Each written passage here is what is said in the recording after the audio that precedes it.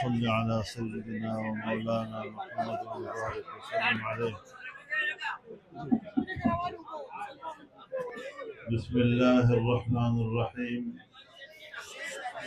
وصلى الله على النبي الكريم وعلى آله وصحبه وبارك وسلم.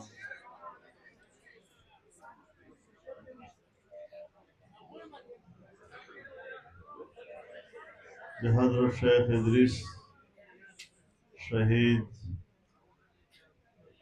رحمه الله وأعلى الله درجاته لهغه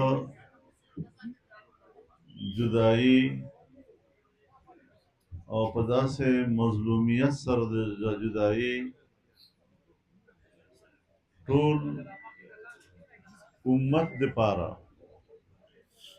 او بالخصوص جمعیت علماء اسلام دپاره، مدارس دپاره، طلباء او علماء دپاره یو ډیره دردمنه صدمه ده. هغه خو د شهادت په مرتبه فائزه شو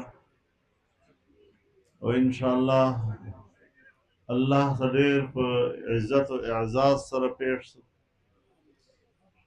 لیکن بشري تقاضا ده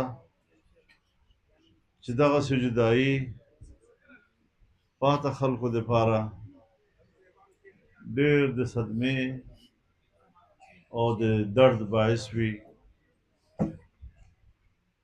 نو دا صدمه صرف د حضرت شیخ د خاندان دپاره نه ده، د هغه ورونو او بچو دپاره نه ده، بلکې ټول علما، ټول دینداري خلک او ټول امت په دې دردېدلی ده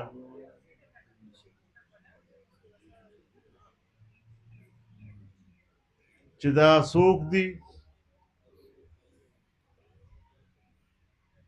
په دې غلا باندې چا دا کار وکړ، الله نه نشي پټولی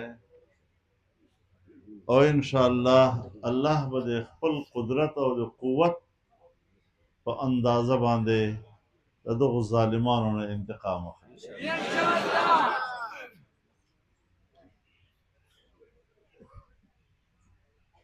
دا هغه خلق دي چې په دغسې مرګ باندې الله رب العزت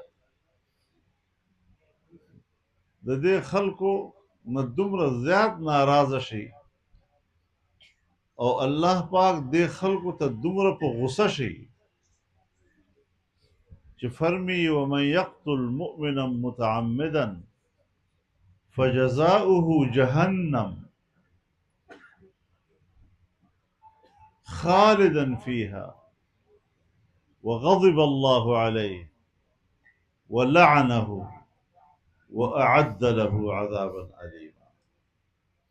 هر چا چې دا جرم کړی ده، دا صفاکیت یې کړی ده، دا الله تعالی د غضب نه نشي بچ کېدی او د دومره مخلصینو نوجوانانو علماو پاکو خلکو زړونه دردېدلي دي.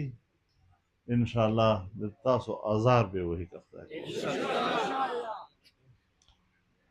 حضرت شیخ دنیا سے چلے گئے